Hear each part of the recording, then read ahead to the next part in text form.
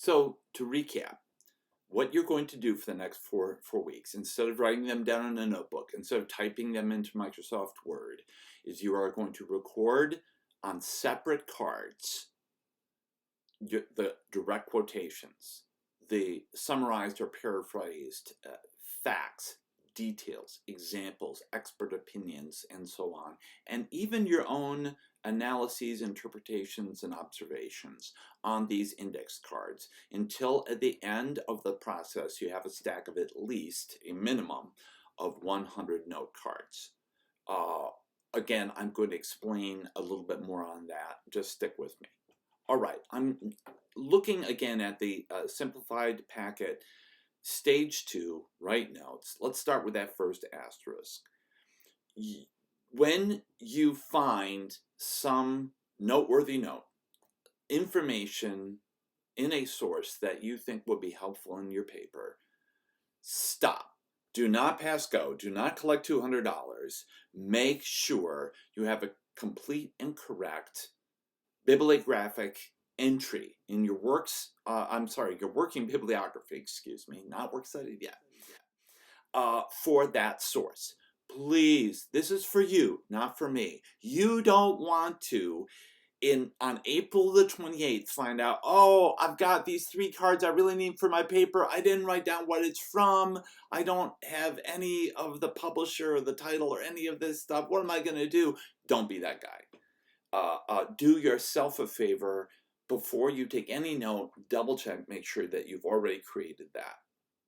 Then, second asterisk, the first thing you do before you write down a quote or a fact or a statistic, anything, is you write in the upper right hand corner, you can see it there, in parentheses, please. I asked, humor me on this, please. I'm asking you, for reasons I will make plain, to make it as close as possible to how it will actually be in the research paper. The author's last name, and that is that first word that when I'm reading through alphabetically, your working bibliography, it's going to be the first word, Smith, John, let's say. Even if there's multiple authors like Kennedy and Gioia, it's going to be Kennedy, XJ, and Dana Gioia, right? It's just Kennedy, a space, and the page number. You will have probably very, very few page numbers because I'm assuming the vast majority of your sources are going to be out there in cyberspace, and there are no pages. So for most of your sources, it will simply be the last name of an author. And then remember, failing that, and we're going to see examples as we go through this packet, failing that, in other words, it's an anonymous source, your fallback is the first substantial title word, not or the, no articles, but the first real title word, only one word. We're going to look at examples and details of this as we go through.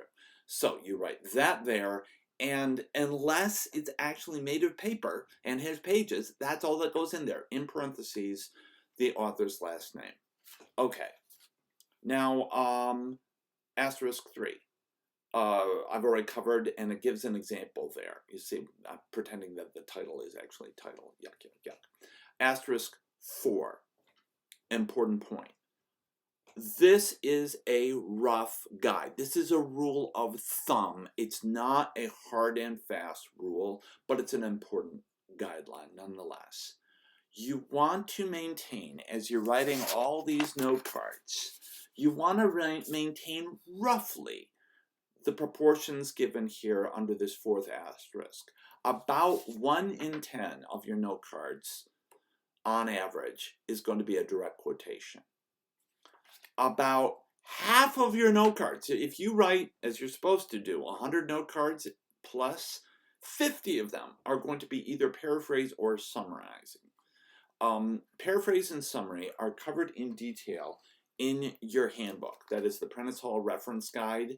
I'm not going to go into this in great detail, but that's what this book is for. What's the difference? A paraphrase and summary are almost identical.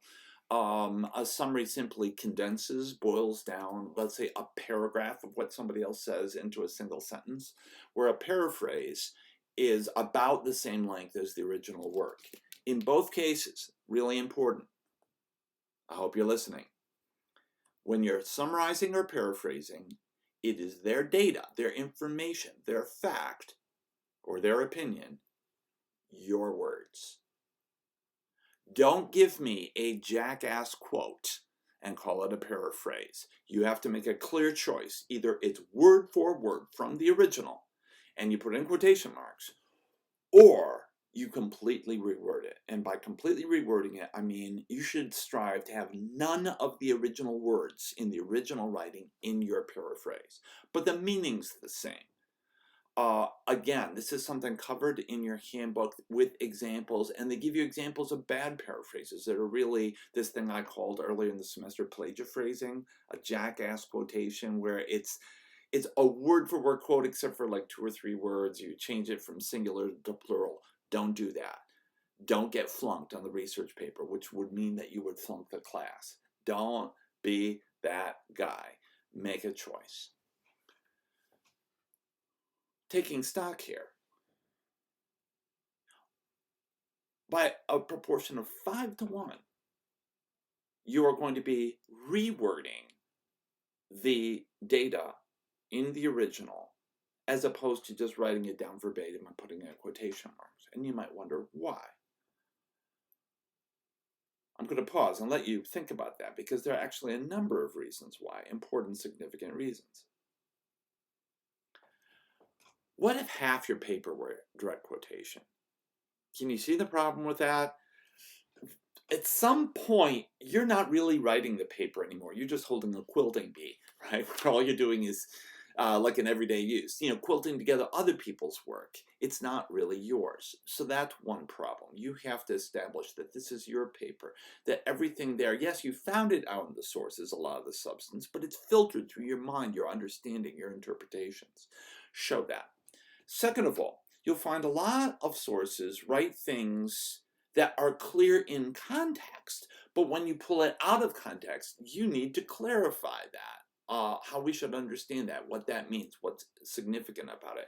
This is something that rewording will help you to do more easily, more clearly. Thirdly, a lot of sources are written in kind of dry and technical language, sometimes using technical jargon of engineering or medicine or something. You are going to want to translate this into plain collegiate level English. So take their wording and put it in your own wording. As a teacher, I will say this.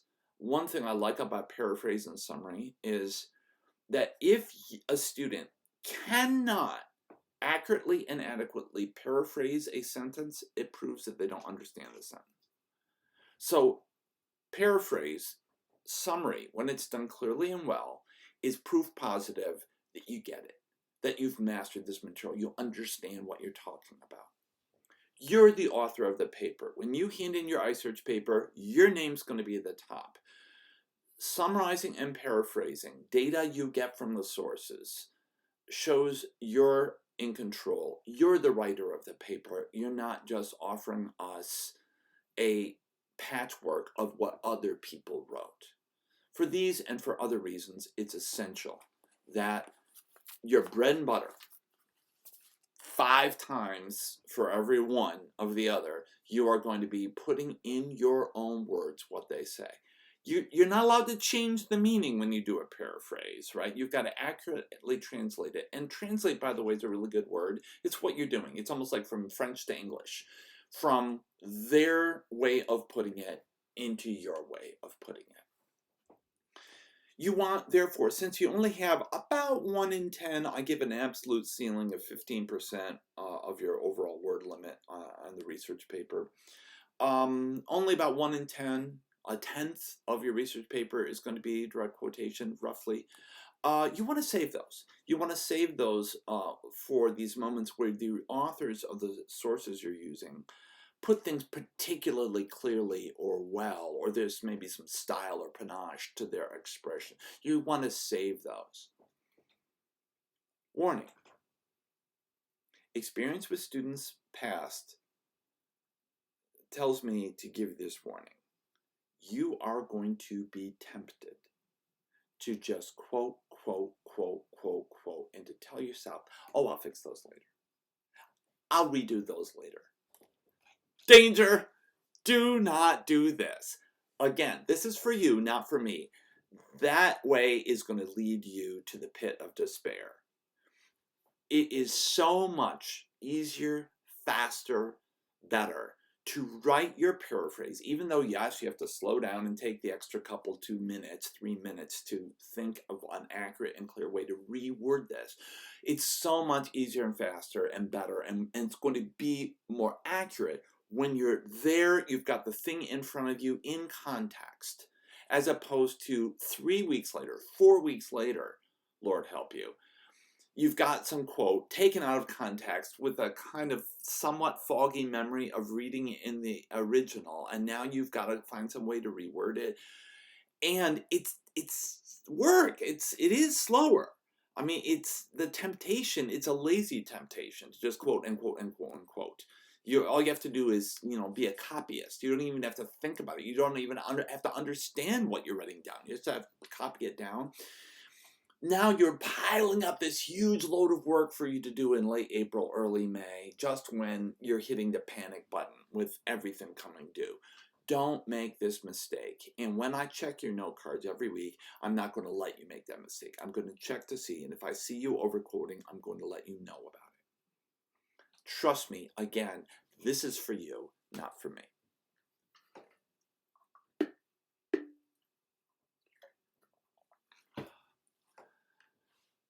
Almost half of your note cards, brace yourselves, don't come from any other source than what's between your ears. Your own observations are part of the iSearch paper too. It is not 100% wall-to-wall, fact, quote, quote, quote, statistic, whatever. It is your writing, your thinking, your arguments, your interpretations, your analysis, enhanced and reinforced with a fair amount, a solid amount of outside resource material.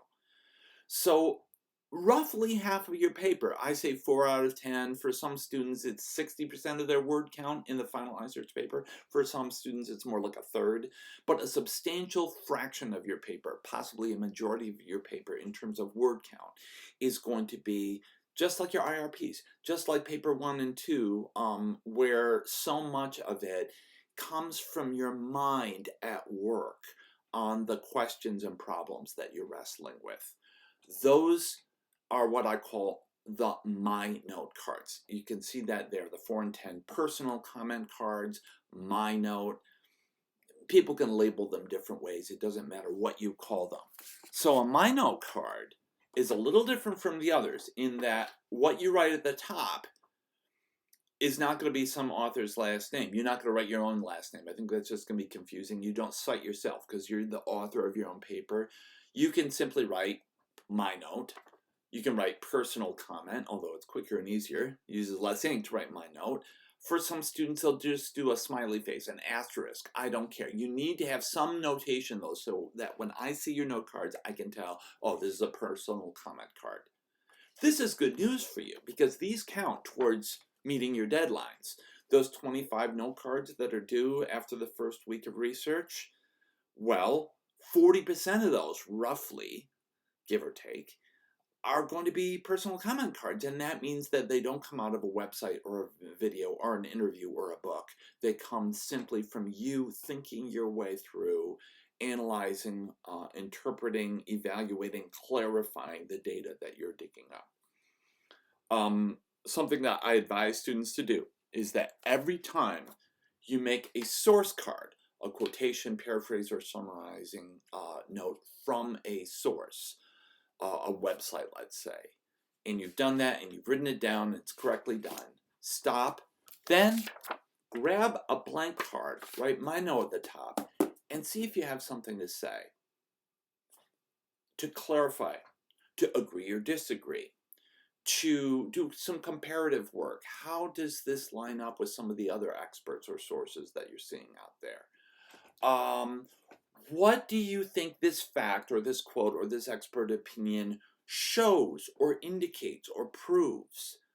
Analyze it, interpret it, use your English 102 skills to reflect on this and how it's going to work into the larger argument of your paper, which is a process of trying to answer those questions, that question or those questions you put to yourself. Next asterisk, avoid plagiarism at all costs. I refer you to the section in your book that covers this. This is critical. If you plagiarize the iSearch paper, you get an E. And it is college policy, not mine. It's SE4 policy that no student who flunks the research paper can pass 1 or 2. That means you have to retake the class. Don't do it. I would rather have a student turn in a paper that violates my upper limit under a quotation than plagiarize, because you might get whacked, you might get, have points deducted, you would, for too much overquoting, but you're not going to flunk for that unless it's really ridiculous. Please bend over backwards, and I can help you with this. If you're not sure where the paraphrase is too close to the original wording, run it by me. I'll do my best. Work with each other, work with the writing lab, work with librarians. This, above all, don't let this happen to you. I don't want to see a single one of my students run into the plagiarism problem this time. I want you all to succeed, so be very careful with that. A word on these proportions. While I said I do put a so-called hard ceiling of 15% of the overall word limit of your research paper when you turn it in at the end of the semester being direct quotation, I know from experience that there are exceptions. There are certain topics for certain students where it actually makes sense to maybe push that limit a little bit. If you think that you have a legitimate reason to have a bit more quote-heavy paper, run it by me. And we can negotiate this, and I can be convinced to relent. Maybe I'll give you a cap of 20%, something like that. And that kind of goes across the board. I'm a reasonable person. I know it doesn't seem that way, but I am. And I want you to, for anything where you're maybe bumping up against one of these limits or guidelines I'm set, please run it by me, and I'll do my best to be flexible and understanding within limits. All right, that's all I have to say for the moment about that stage 2 on the first page of the simplified packet. But stay tuned, because more details, examples, and clarifications are coming your way about the process of writing note cards and kind of the technicalities. That is going to be covered on pages 2 and beyond of this packet, so keep that handy. I will briefly touch on the stage 3 as it's written in the packet, organizing the notes. This is a month and more away. It gets back to why we have cards instead of things written down in a Microsoft Word document or in a notebook. It also has to do with your outline. I don't really want to get to that yet. I'm just going to briefly say that with an outline in hand that gives you an idea of what the order and the structure of your paper overall is, and with a stack of 100 note cards, you are going to be prepared then to reshuffle them. Because remember, the order in which you originally wrote them is irrelevant. It's the order in which each fact, each quote, each statistic, each expert opinion, or each my note card is relevant to addressing the current needs of you in this paragraph, in this page, in this part of your paper. That is the order in which you're going to shuffle and rearrange these. You're going to put them together there. I will say this, though, before moving on. Let's go back to our note card guidelines. You're going to have, on average, about a sentence, or at most 2 per card. It's essential that you not overwrite these cards. If you are ever tempted to write on the back side of a card, stop, because you've already written too much. It defeats the entire purpose. It should be one fact, one idea, one concept per card.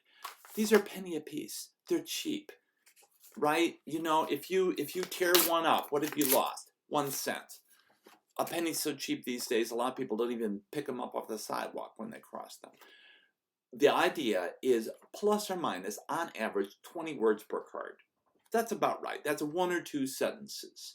A single concept, a single idea, a single fact. And by the way, this makes your life easier because if you have to generate 100 note cards, if you cram 50, 60 words, try to per card, it just makes your life more difficult. And I'm not happy with you because it's defeating the entire note card system.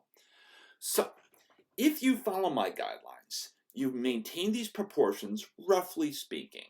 About 1 in 10 is a quote, about half your cards are paraphrased or summarized, in other words, reworded in your own language, the facts or data from your sources. And the remainder are these personal comment cards.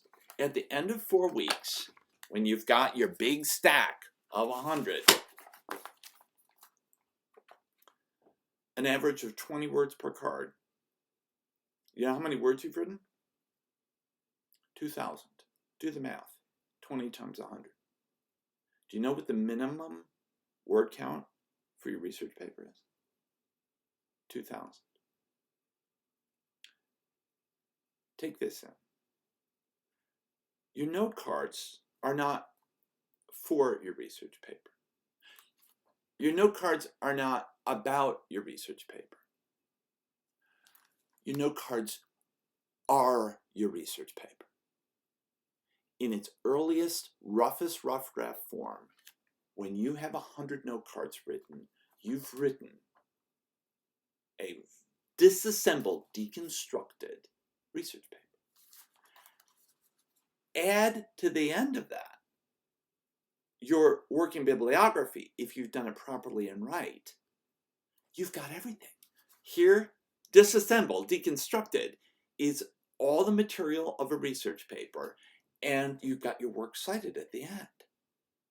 If you follow this process right, and this is the beauty of the note card system, by the time we're done in a month, when you've written 100 note cards, you've revised your working bib, you have already written a very rough, and yes, disassembled version of your entire research paper. And this is one of the reasons students love this system. And I get so much enthusiasm from it from students in past semesters, including very recent ones, is they say that makes it easy.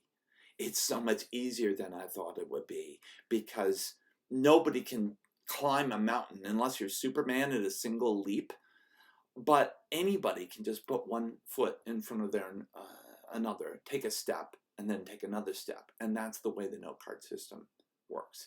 It breaks down this large, and to some students, intimidating process into baby steps. Anybody can take 3 minutes, 5 minutes, and write one note card. Great. You've just written 1/100th of your research paper. Now pick up another one. Write that one. Write the next one. Break it out. Don't try to cram it all in the last minute. I won't let you because we have deadlines. And steadily, you have generated an entire research paper full of material. In rough form, sure, but that's all the hard work has been done at this point. Now it's a matter of assembling it, organizing it, making it smooth, fluent, and continuous, and polish it up. This is why I am such a believer in this note card process. And the bigger and harder and more intimidating your paper is, the better this works. I speak from experience. As a graduate student, I was in classes often where my entire semester grade rested on a single 20-page project. This note card system, you think it helps with an 8-page research paper? You know, trust me, the bigger and more intimidating the project is, the more useful it is. All right, that being said, let's move forward. I'm now on pages 2 and 3 of the packet. Just to hold this up for you, in my blue packet, it looks like this. And what I've done is I've given you 6 examples of what your note cards would look like. In terms of their length, different kinds of content, and I've given you a running commentary in various places to help you understand how this works. Important point, I have drawn many, not all, but many of these cards from the sample student paper in the back of the tab 11 section of your handbook. Now, my book is starting to fall apart, so yeah, you can see, oh, but it starts on page 451, and it is a sample research paper by one Jennifer Coker, and the authors of our Prentice Hall reference guide give you this paper like I've done with all these sort of sidebars and running comments, including a works cited page that I've already referred you to in my earlier lesson on my website. So you can look at this card, like the first one, Simeon, which is taken directly from page 451 of your book, Jennifer Coker's sample research paper. And this shows you, out of context, as a note card, what maybe Jennifer Coker did on her own, and then you can see how does that become part of a real, complete paper. How is that worked into a whole paragraph? I give you the first example, the Simeon one. We have an author's last name and actually a page number. Wow, it's made of paper. So that's one of those, for you all, I think one of those exceptional ones that it's actually going to have a page number on it. And it's a summary or paraphrase note. Moving on to the next one, with this Christakis one. This is from a TED video, so there's no page number there.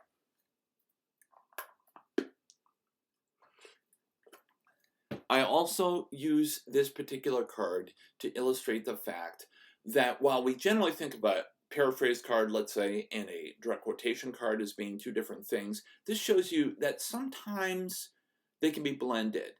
You can have a card that is partly paraphrased, but it breaks into, for let's say 6 or 7 or 8 words, a direct quotation and then back to paraphrase again. That is totally okay. Just be very, very clear with yourself and with your readers where your rewording of their data ends and where their exact wording begins. Those quotation marks are essential.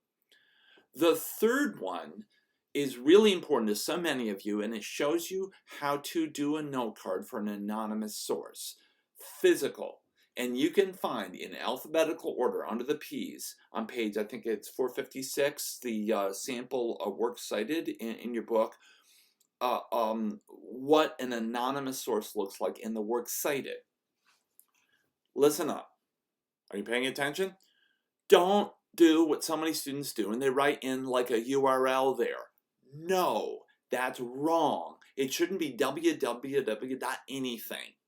It shouldn't be something.gov. No, it is either somebody's last name, that's the author, or the first title word. Title of the article. Now, if I have a newspaper article that's an anonymous one, these do exist, by the way, I'm not going to put the Port Huron Times Herald there. So it's not going to be Port. It's going to be the article title in quotes. In this case, you see that it's physical. I'm sorry, I'm pointing at the screen. I should point it my hand out, right? It's the article title, not the title of the larger work that it came from. This is a term we call the container. I'm going to get to that later on. So very important point, you have two choices. It's either author's last name or it's this first title word.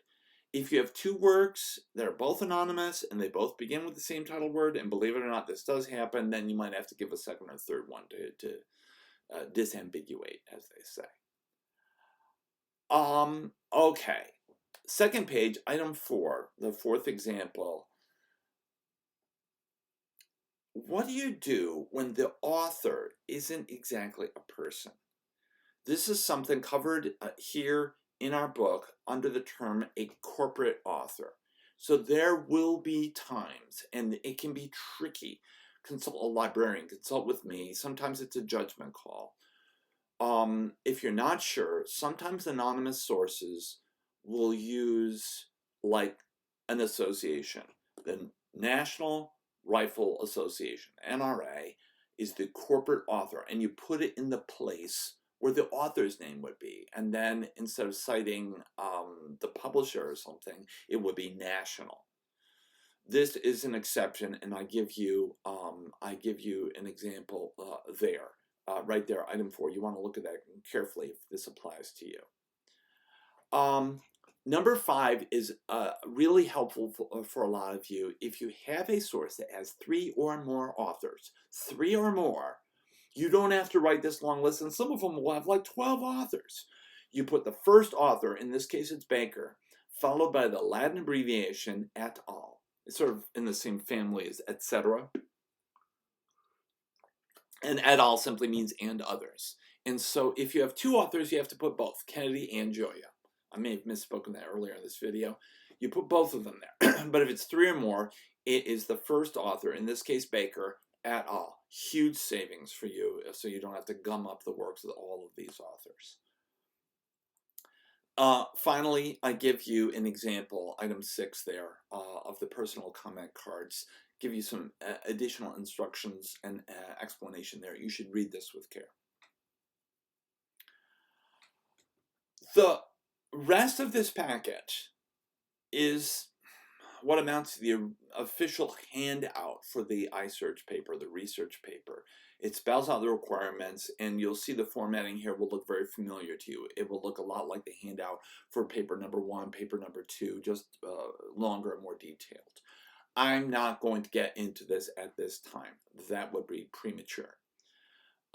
What I do want to say is, if you want to, you can read this and look at this now, but I will go through this in a future video lesson coming up, or if we're exceptionally lucky, who knows, maybe even in person. Okay, let's wrap up. I've thrown a lot at you here. Your brains are probably full to overflowing, and as you may be able to tell, my voice is starting to give out. So, to sum up, once you've finished your working bibliography, you want to save it very carefully. But remember, don't just stick it in a drawer or forget it in its a file folder on your device. You are going to continue adding to it and eventually pruning out unneeded sources over the next 4 weeks. That being said, your primary focus, once you've turned in the working bibliography and you've gotten feedback from me on that, is to generate note cards. Churn them out day after day, week after week, to average 25 per week. If you like to have your weekends off, that's 5 a day. You can do 5 note cards a day. It's not that time consuming. It's not that hard. You can totally swing that. Make sure that you're following the guidelines I covered in this video and in the packet. It's essential that you get these cards right, including the right information in the parentheses in the upper right-hand corner, the maintaining the proper proportions, getting your paraphrases and summary cards, clear and fluent and understandable, and not forgetting to put your own oar in the water to make those my note cards, those personal comment cards as you go along. Again, roughly in the proportions I've sketched out. If you do this, you're going to be sending these in to me. Watch your emails for how we're going to do that, because I've never done this electronically before, but we'll cover that. If you do this and you churn out 25 a week, and as I check them through, I give you the thumbs up, that's all you need to worry about. Keep your working bibliography up to date and keep churning out 25 note cards a week for 4 weeks. If at the end of that period you have a stack of 100 note cards in an updated working bibliography, you're poised exactly where you need to be successful on the research paper. Don't worry about what comes after that. I want you to trust me and trust the system. This really does work. The last thing I'll say there, here on this recording rather, is that I've already prepared a video, relatively short video, based on an actual real live class session a couple, 2-3 years back, that adds a few additional clarifications and lessons concerning the whole note card process. It will be relatively short and add some additional clarifications for you. I'm going to post that to YouTube. Just stay tuned for that. That's all for now. I am going to be releasing more materials to you as I prepare them. So get cracking, and as always, be well, stay safe.